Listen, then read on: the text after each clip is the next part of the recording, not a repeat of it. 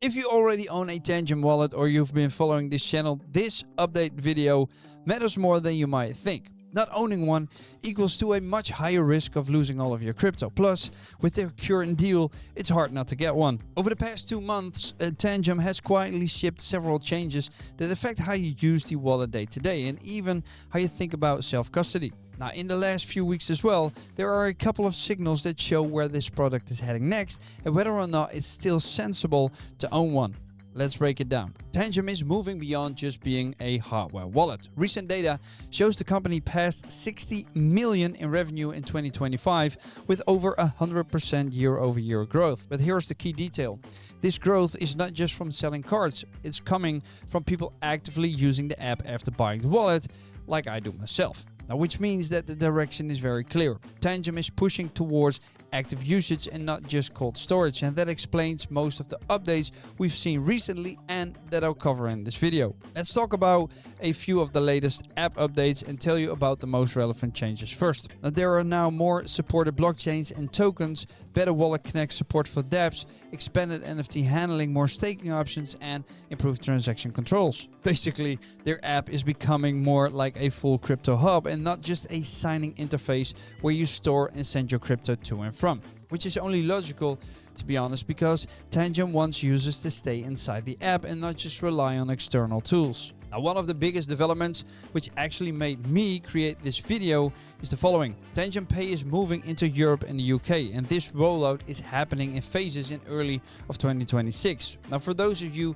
who are new with the concept, let me quickly explain what Tangem Pay is first. In simple terms, it's a way to actually spend your crypto in the real world straight from the Tangem app. And when you set it up, you get access to a Visa card, and that means you can pay for things like groceries, online orders, or even travel just like you would with a normal bank card. But what's interesting is what's happening behind the scenes. Instead of sending your crypto to some company first, like you usually have to do with crypto cards, Tangem Pay lets you spend directly from your wallet.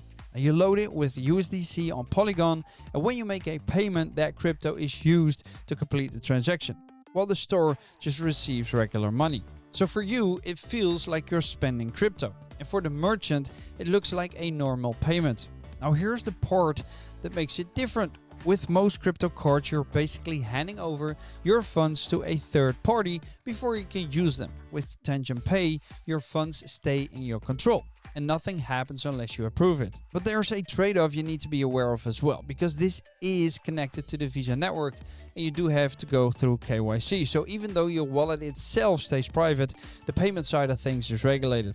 So what you end up with is kind of a mix, right? You've got a self-custody wallet on one side and then a payment system on the other that lets you actually use your crypto day to day. And that's really what Tangem Pay is about. It allows you to turn your crypto from something you just hold into something you can actually spend. So you might wonder, do I need a Tangem card to be able to enter their ecosystem? Well, the short answer is no, because Tangem has been really clear about one thing lately. They're doing it very differently from most hardware wallets. Back in February, Tangem added a mobile wallet inside the app.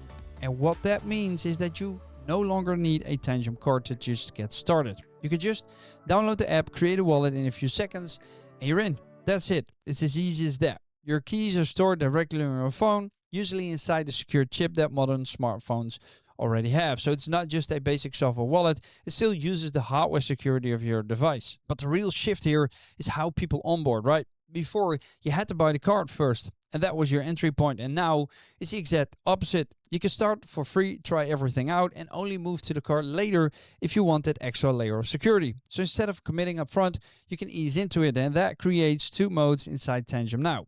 You've got a mobile wallet, which feels like any other crypto app, and then you've got the card, which adds that dedicated signing device on top. You can basically move between convenience and higher security depending on what you need. And that's exactly why this update matters. It lowers the barrier to entry a lot and makes it easier for new users to get started without having to buy anything on day one. If you do want to get a card, make sure to use my link in the description because that helps feed my family. If you want to learn more about their products and the technical side of things, I've got plenty of videos on my channel about that, so be sure to give those a watch too. So if you look at everything that's happened recently, especially over the last month, a pretty clear direction starts to emerge. Tangem isn't just trying to be a hardware wallet anymore, it's turning into more of a full system where you can store, manage, and actually use your crypto all inside one app. And you can see that in the updates. The app is getting more features, the experience is becoming more focused on daily use, and things like the mobile wallet and Tangem Pay are making it easier to get started and actually spend your crypto. So instead of just holding assets long term, the idea now is that you interact with them more often. But at the same time, some of the fundamentals haven't changed. The card still doesn't have a screen, so you're always confirming transactions on your phone. The backup system still relies on having multiple cards, which means recovery works differently compared to a seed phrase. And everything is still mobile only. There's no desktop version. So even though the product is expanding, the core design is still the same. Simple hardware, minimal moving parts, and a strong focus on mobile. Now, when you put it all together, Tangem is kind of creating its own category here. It's not just competing with Ledger or Trezor as a cold wallet, it's building something that sits in between. A mobile app experience backed by hardware security. And that really changes the question, right? It's no longer just about whether it's a good place to store your crypto. It's about whether you want your wallet to be something you can actually use every day. Now, thank you for watching, and I'll see you next time. Doei!